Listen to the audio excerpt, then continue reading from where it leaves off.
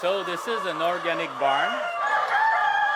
Happy chickens make a happy farmer, and some government cash in these unstable times definitely helps. It's a very interesting, fund that the government put in place, and I thank them for that.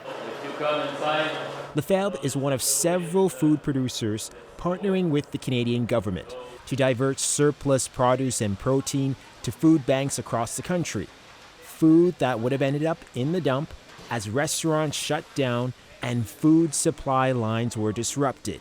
At the same time, Canadian food banks saw record demand as unemployment soared. I think it's a win-win project. Obviously, the families and the people who will benefit from the food banks and the food that will come through this initiative, it will be extremely important.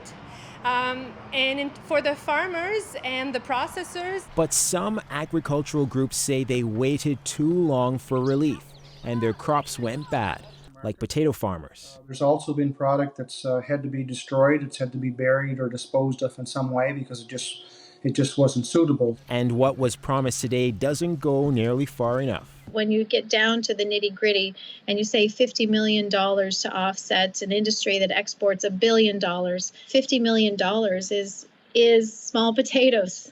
It certainly won't cover all the staggering losses Canadian farmers have had to endure, but for food banks, this program will help restock shelves. Is it enough? We could always use more. And what we're trying to do is to help as many people as we can. Especially with the increasing number of Canadians turning to food banks during a pandemic. Toronto alone saw a 200% jump during the worst of it. David Thurton, CBC News, Ottawa.